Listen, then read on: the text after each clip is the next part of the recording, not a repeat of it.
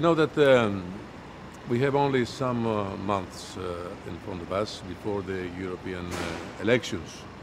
And we have to do our job in the meantime in order to finalize some key files. I hope the ministers today will show readiness and political will in order to move forward. You know, we have done a lot.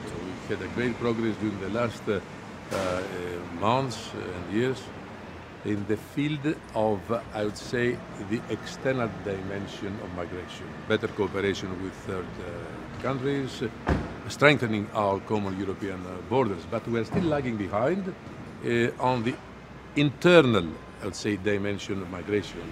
And this is what I meant before when I said that we have to push forward some very important files. One of our priorities is, of course, to work and decide on the asylum reform. On the other hand, we have to do more on the returns file, and of course in strengthening the revised European borders and Coast Guard. In the field of security, we have interoperability.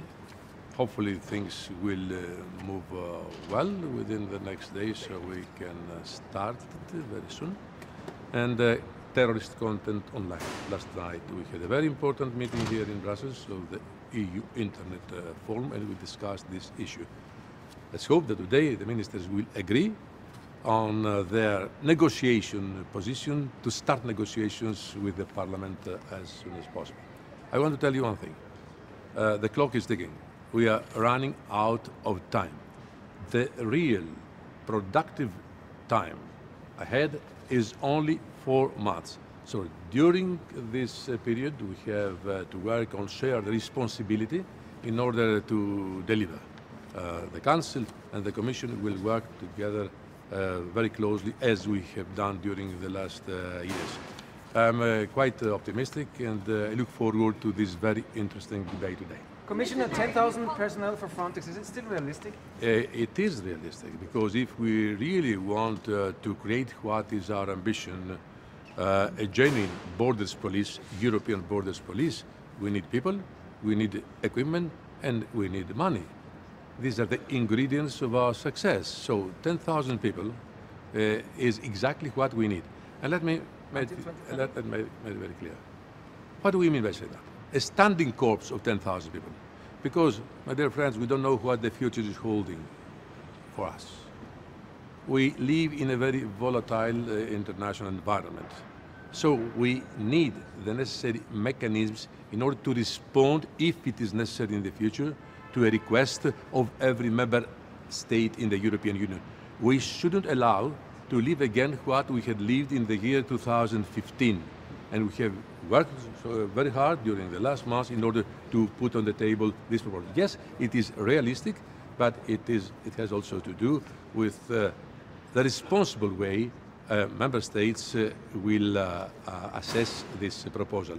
I think it is exactly what we need, and what we shall need in the future. Are you happy with 2020? Sorry? 2020, is it realistic until 2020? Everything is possible. It depends on our political will and determination.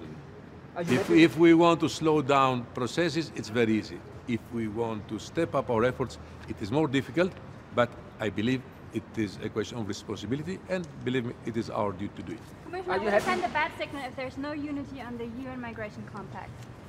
This is another very important issue. You know that I will represent the European Union in Marrakesh next week. But since you asked me the question, I will repeat what I said some days ago. The ones who oppose to the global compact, have they read it?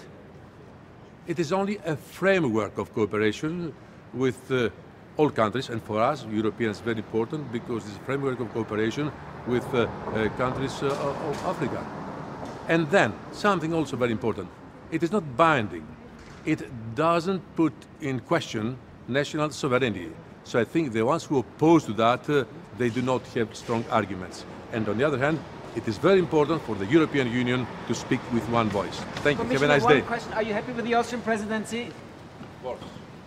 Est-ce que pour un JHA